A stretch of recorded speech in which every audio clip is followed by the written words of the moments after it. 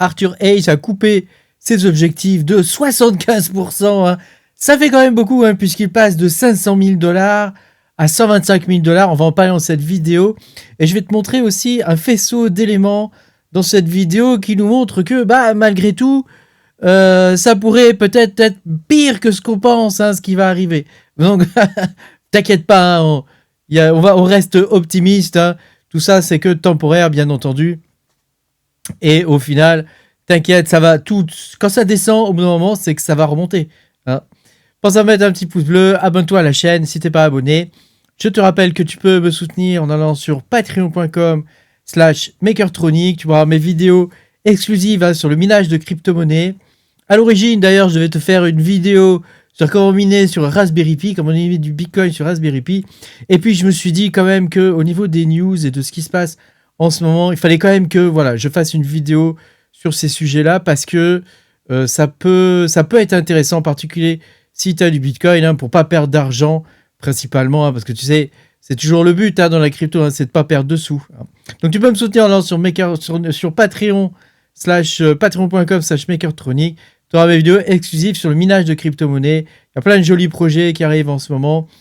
On a l'impression que le plus dur, hein, en tout cas, moi je le vois au niveau du minage, hein, le plus dur est passé. On a retrouvé des coins rentables. Donc, tu vois, l'avenir est radieux.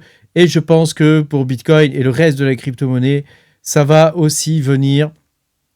C'est toujours qu'une question de temps, évidemment. Mais voilà, il y a toujours un effet train de retard, mais ça va venir aussi. Je te rappelle que je ne suis pas conseiller financier. Tout ce que tu vois dans cette vidéo n'est que de l'entertainment, mon ami. Et oui, nous sommes là pour s'amuser. Même c'est vrai, hein, moi je m'amuse à faire tout ça en vrai. Hein. Bon, alors on va commencer, trêve de bavardage. Hein. On va voir commencer cette vidéo. Alors je vais commencer par te montrer un faisceau de preuves qui vont nous amener à la prédiction, la nouvelle prédiction de Arthur Hayes. Tu vas voir que c'est assez intéressant. Alors déjà, on a Bitcoin Depot qui se place sous le chapitre 11 de la loi américaine, c'est-à-dire qu'en gros, ils sont en train de faire faillite. Alors, qui c'est Bitcoin Depot ? Bitcoin Depot, c'est un ensemble de distributeurs de Bitcoin. Il y en a 9000, je crois. Hein, tu vois, ils sont cotés au Nasdaq. Hein, et ça a été fondé en 2016. Et donc, c'est le leader nord-américain des distributeurs de crypto-monnaies. Aujourd'hui, qui retire de l'argent grâce au Bitcoin ? Je me le demande.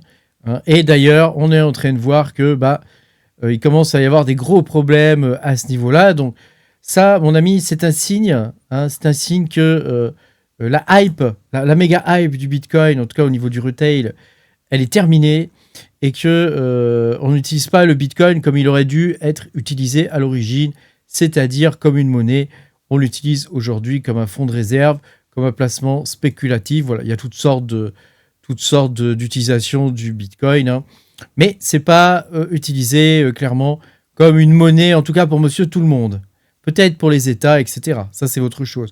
Mais pour monsieur tout le monde, en tout cas, c'est pas vraiment le cas. Hein. Et donc, même en France, hein, le nombre de distributeurs, je sais pas combien il y en a, hein, mais moi, il n'y en a aucun hein, par là où je suis. Hein, mais vraiment aucun. Alors, ensuite, autre preuve, hein, autre faisceau de preuves, c'est le Clarity Act hein, qui est en danger. Comme tu le sais, le Clarity Act, ou tu le sais peut-être pas, c'est une loi américaine qui vise à clarifier, il porte bien son nom, hein, qui vise à clarifier comment fonctionnent les crypto-monnaies et quel est le cadre légal qui encadre les crypto-monnaies aux États-Unis. Et ça, c'est un truc que Trump veut faire parce que une fois qu'il sera plus là comme président, il pourrait y avoir des nouvelles lois qui empêche justement ça d'arriver. Donc l'idée du Clarity Act, c'est vraiment de figer les choses pour ne pas que ça puisse être bidouillé après ou modifié par des lois bâtardes. Et on peut voir que le lobby bancaire en ce moment est en train d'appuyer sur pas mal de points au niveau des crypto-monnaies, en particulier sur la partie stablecoin et sur les rendements que donnent les stablecoins, parce que c'est vrai que, et quelque part, ils n'ont pas tort, hein, ils défendent leur beefsteak, hein. C'est vrai qu'à un moment donné, quand tu dis que tu peux avoir 12% par exemple, juste en détenant de l'USDC, ma foi, ça reste beaucoup plus intéressant que si tu les mets dans un compte en banque à 3%. Surtout en France, tu vois, nous, hein, c'est quand même pas la fête du slip, hein, les livrets A, tu vois, et d'autres trucs comme ça. C'est quand même pas génial, hein, le petit écureuil, hein, comme on nous l'a vendu. Hein. Donc là, tu vois, le Clarity Act est en danger parce que si le truc met trop de temps à se mettre en place, eh bien, ça risque de compromettre cette loi de clarté justement sur les cryptos. Et donc ça, c'est, tu vois, un deuxième signal qui est pas très bon quand même en ce moment au niveau de Bitcoin et au niveau des crypto-monnaies. Un autre signal hein, qui est, je pense, à prendre en compte, c'est l'IPO de SpaceX hein, qui va arriver et qui va, donc SpaceX, tu sais, c'est une très grosse entreprise.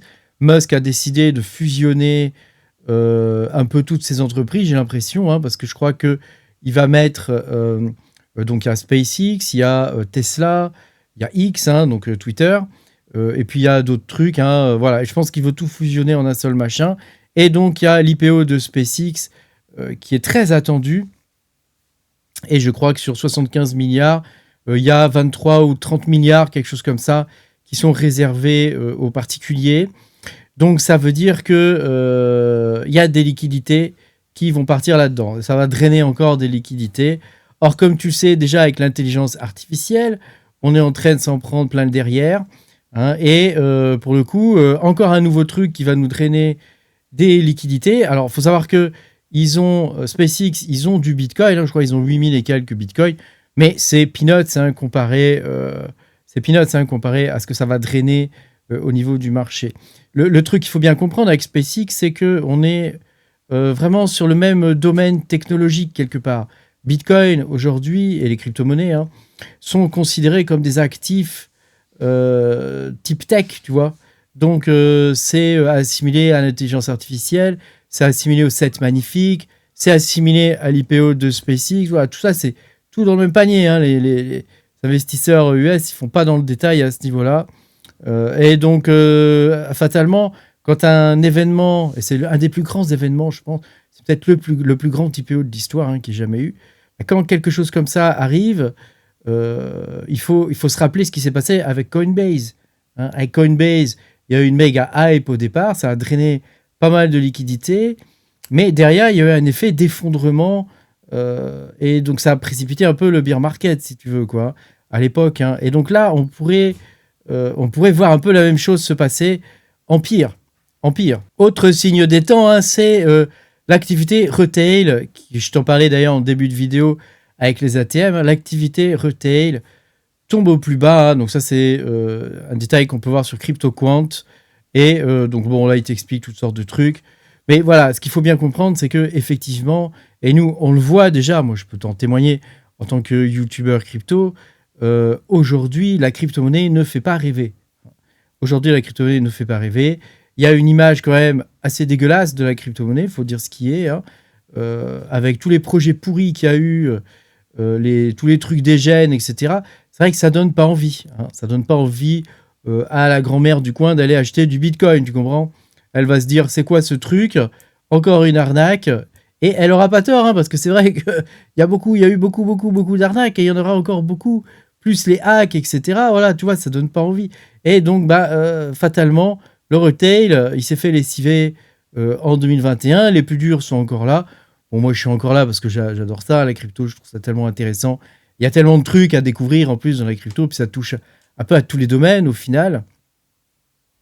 Eh bien, voilà, il y a quand même pas mal d'investisseurs qui préfèrent désormais soit passer par des ETF avec leur banque, hein, puisque c'est quelque chose qui est en train de se généraliser, soit... mais il y a peu de gens désormais qui veulent détenir du Bitcoin, tu vois, sur un hardware wallet chez eux. Alors, il ne faut pas voir ça comme vraiment un mauvais signe. En fait, c'est une question de maturité du marché. Il y a une maturité institutionnelle, tu vois, qui est en train d'arriver petit à petit, donc c'est quelque chose qui est normal. Les gens vont préférer acheter un ETF via leur banque. Au moins, ils risquent pas trop, ou moins en tout cas, de se faire pirater leur compte bancaire. Et puis, il y a des garanties, normalement, il y a des garanties, hein, j'imagine. Donc voilà, ça fait partie de la maturité du marché. Alors, on en vient au cœur de la vidéo, hein, Arthur Hayes, donc qui révise ses ambitions, du coup, à la baisse hein, pour Bitcoin, puisqu'il avait prédit 500 000 $, et donc il révise à 125 000 $. Hein. Alors pourquoi est-ce qu'il fait ça? Parce que déjà, il y a une sous-performance massive en fait des altcoins qui sont vraiment tenus en buy and hold par une partie des retail. Et alors que Bitcoin résiste, bah, tu vois que le reste est quand même en train de partir joyeusement à la cave. Hein. Avax, Link, Sui, tu vois, moins 50% à moins 70%. Bitcoin, lui, bah voilà, il est toujours là, toujours aussi résistant. Pour notre plus grand malheur, hein, je t'ai dit, ils nous feront pas le cadeau d'avoir un Bitcoin à 40 000 $. Hein. Ça m'étonnerait fortement qu'on puisse le toucher à ce prix-là. Il faut bien comprendre qu'aujourd'hui, dans le marché des crypto-monnaies, il y a une véritable crise des liquidités en vrai. Hein. Et donc, pour le coup, il y a une surconcentration qui s'est faite au niveau de certains altcoins, puisque c'est là qu'il y a des liquidités. On a pu le voir, par exemple, sur Solana, tu vois, ce genre de choses. Et donc, il y a un décalage qui se crée entre le narratif haussier qu'on peut avoir parfois sur certaines crypto-monnaies et la réalité des liquidités qu'il y a derrière. Et donc, le marché du retail, si tu veux, il maintient, pour le coup, il se fait avoir parce qu'il va maintenir des positions qui ne sont pas vraiment optimisées parce qu'il y a une certaine inertie, tu vois, entre le moment donné où il va comprendre que c'est un peu trop tard et puis le moment donné où il y a la hype et tout ça, voilà, bon, bah, il y a une inertie et du coup, comme il ne regarde pas forcément tous les signaux macro et tous les signaux comme je te le montre justement dans cette vidéo, bah c'est voilà, il se fait plumer quoi. N'hésite pas à me dire ce que tu penses de tout ça dans les commentaires de la vidéo. Vous savez que je lis tout le monde et j'essaie de répondre à tout le monde. Merci beaucoup d'avoir regardé ma vidéo. Je te dis à bientôt et puis à bientôt pour de nouvelles aventures. Ciao ciao.